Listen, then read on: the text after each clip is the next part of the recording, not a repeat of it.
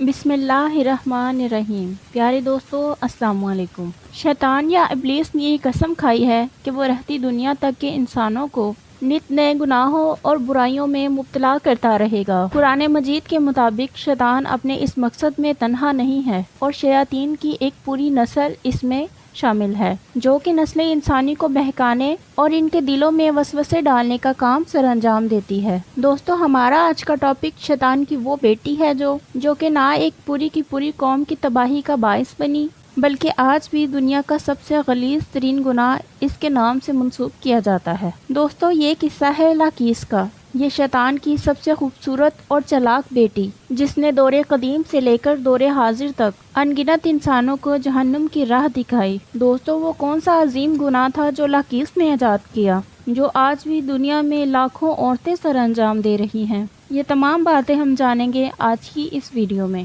دوستو، یہ ہے بحرائے مردار، جہاں کوئی بھی چیز ڈوبتی نہیں اور نہ ہی زندہ رہ سکتی ہے۔ یہ کوئی تفریحی یا تحریفی مقام نہیں، بلکہ یہ عبرت کی وہ جگہ ہے جہاں رب ذوالجلال نے تاریخ انسانی کی بدترین قوم پر عذاب نازل کیا اور انہیں نمک کے ڈھیروں میں تبدیل کر دیا۔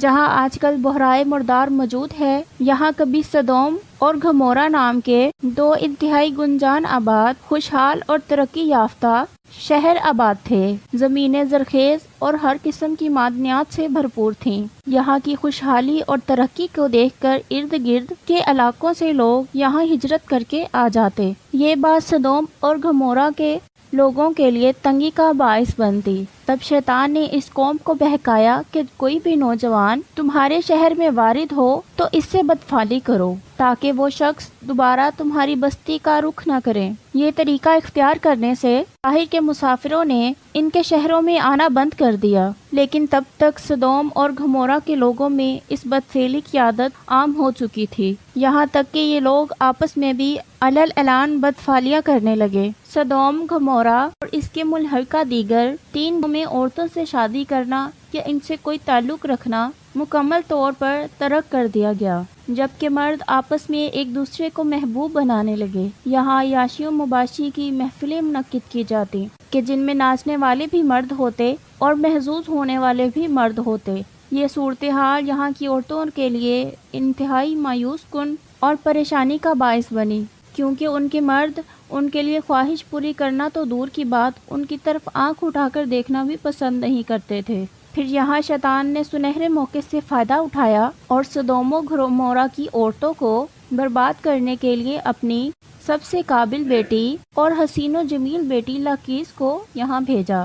لاکیس انتہائی نوجوان، خوبصورت اور امیر و کبیر عورت کی حیثیت سے اس بستی میں آئی اور یہاں کی عورتوں کے سامنے رونے اور بین کرنے لگی کہ میرا نوجوان شوہر ایک لڑکے کے عشق میں گرفتار ہو کر مجھے چھوڑ گیا ہے، لہٰذا میری یہ جوانی اور میرا یہ حسن کسی کام کا نہیں، میں تو برباد ہو چکی۔ یہ دیکھ کر سدوم و گھمورا کی عورتوں نے اس کے ساتھ ہمدردی کا اظہار کیا اور اسے اپنے لوگوں میں شمار کرنے لگی۔ یہاں کی عورتوں کا اعتماد حاصل کرنے کے بعد لاکیس نے انہیں بتایا کہ اگر مردوں کو اپنی جنسی ضرورت پوری کرنے کے لیے ہماری ضرورت نہیں تو ہمیں بھی ان کی کوئی ضرورت نہیں، اور ہم ان کے بنا ہی اپنی خواہشات پوری کر سکتی ہیں۔ لاکیس نے اس عمل بد کے لیے قوم سدوم کی ایک انتہائی با اثر، امیر اور خوبرو عورت کا انتخاب کیا۔ لاکیس نے اس کے ساتھ ہم جنس پرستی سر انجام دی اور اسے عورتوں کے ساتھ تمام تر بدفعلیوں کے طریقے بھی سکھائے، جسے اس عورت نے سدوم اور گھمورا کی عورتوں پر آزمایا۔ یہاں کی مایوس اور افسردہ عورتیں کہ جن کے شوہر ان سے بالکل بے نیاز ہو چکے تھے، ان میں یہ عمل بہت تیزی سے پھیلتا چلا گیا اور یوں تمام کی تمام قوم ہم جنس پرستی کی دلدل میں دھنستی چلی گئیں۔ سدوم اور گھمورا کے مردوں کی طرح اب یہاں کی عورتیں بھی علل اعلان ایک دوسرے سے بدفعلیاں کرتی۔ یہاں کی عورتیں بھی عورتوں کے ساتھ جوڑے بنانے لگیں۔ یہاں کے مردوں نے جب اپنی عورتوں کو دوسری عورتوں کے ساتھ ملوث گناہ دیکھا تو کسی تشویش کا اظہار نہ کیا، کیونکہ یہ خود بھی ہم جنس پرستی کی لعنت پر مبتلا تھے۔ دوستو، یہ ایک ایسا بدترین گناہ تھا کہ جس نے اس علاقے میں افزائش نسل کو روکتے ہوئے قانون فطرت کی خلاف ورزی کی تھی۔ رب کائنات نے اس قوم کی ہدایت کے لیے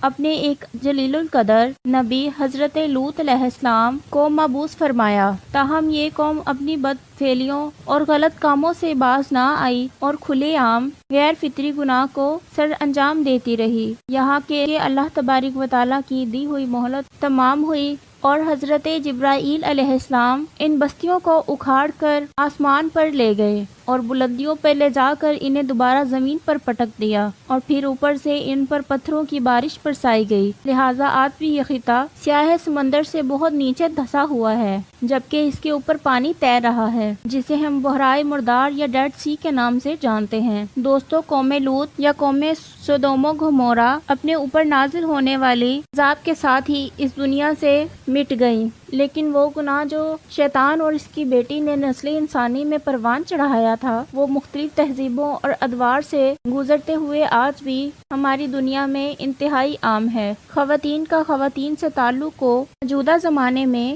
بائنزم کہا جاتا ہے۔ دوستو، قوم لوط پر ہونے والے عذاب کا ذکر صرف قرآن مجید میں ہی موجود نہیں، بلکہ جھیل مقدس اور توریت بھی اس قوم کی نافرمانیوں کے قصے بیان کرتی ہیں۔ ان تمام تر باتوں کے باوجود دنیا کے بہت سے ترقی یافتہ ممالک میں مردوں کے مردوں اور عورتوں کے عورتوں کے ساتھ جسمانی تعلقات ہیں۔ دوستو، اس لعنت میں بہت سے ممالک مبتلا ہیں۔ رب کائنات کے نزدیک ہم جنس پرستی ایک سنگین ترین جرم ہے کہ جس کی پاداش میں پچھلی امتوں نے بھیانک عذاب جھیلے ہیں، چاہے اسے یونیورسٹی کا کوئی طالب علم سر انجام دے یا مدرسے میں پڑھانے والا کوئی مولوی۔ جب شیطان ان لوگوں کو ملوث گناہ دیکھتا ہوگا، تب اس کا سینہ اپنی بیٹی لاقیس کی کرتوتوں پر پھول جایا کرتا ہوگا کہ جس کے بوئے ہوئے بیج کی شاخیں آج بھی انسانیت کو جھکڑے ہوئے ہیں۔ ملتے ہیں نیکسٹ ویڈیو میں۔ اللہ حافظ۔